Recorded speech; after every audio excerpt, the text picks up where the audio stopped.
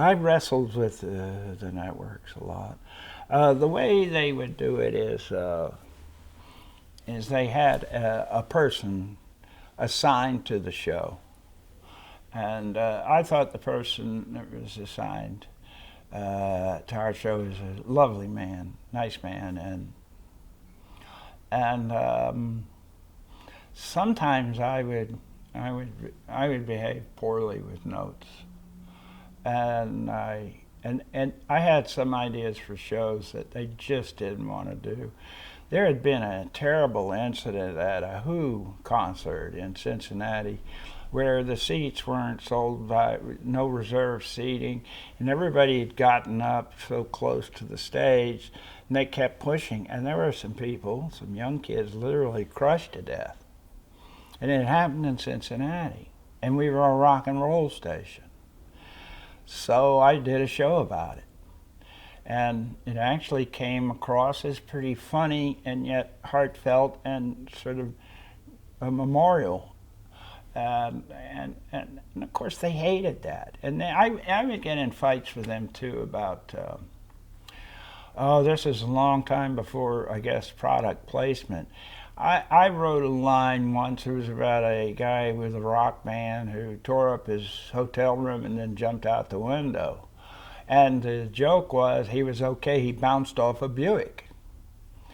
And in the telling of it, bounced off a Buick got a big laugh line because it's an alliteration. If you say bounced off an automobile, that's an accident report. And they would just simply say, you don't say Buick because we may have a Chevrolet sponsor. There'd be big fights about that. The other thing is that obviously Dr. Johnny Fever was a pothead and probably suffering from some sort of LSD lingering effects. But I had a couple, every now and then I'd do a thing where he'd be stepping out of a closet going, and they would catch that and it would be cut out of the show. It was called program practices. I also decided to do one whole show about a softball game and shoot it outside. Any kind of thing like that was, oh boy, I'd get into, I'd have to fight. And the thing about it is, like I heard this on a lot of shows, is that when you first go on, you've got all these people giving you notes, and if you have great ratings, I think Larry David experienced this, where he was putting up with it, and then when the ratings went up, he just basically told them to put their notes up in their ears. And so because we were never a blockbuster, I just felt like they were always coming at me. And you know, there's old stories about if you wanted to get a dam in the show, this is how long ago this was. Can you imagine they didn't want a dam in there? Or a hell. What you did is you put 3 hells in the script, and then you negotiated 1 hell by losing 2. This stuff happened. Oh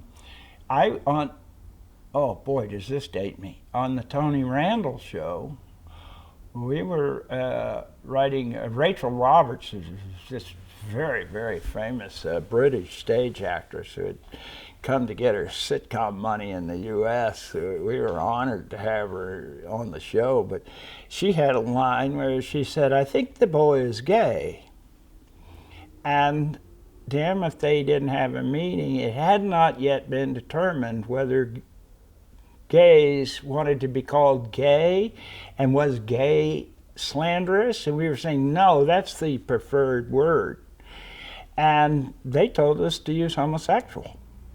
And she said, I think the boy's a homosexual. And it got a laugh. You know, actually, and they were okay with that. I mean, that's how screwy it was. On the other hand, now it just seems to be whatever you want to do, wherever you want to do it. I think sometimes being under the kind of constraints of a certain amount of censorship makes you do things in a little more clever way. But yeah, they were. I never. I had a lot of trouble with studios with scripts, but in television, I was usually maybe they thought it was I knew what I was doing or whatever, but also I would win battles because you know what, they needed me for next week. They needed me, and we were making pretty good money, and I don't think we were behaving poorly, but there was always that deal of like, okay, I quit. Whereas on a movie, they'll get another director, they'll hire another writer, you know. Television always needed the key personnel for next week. So more battles were won than lost. I hear the networks are far bigger nuisances today than they were then. I don't recall ever getting a good idea.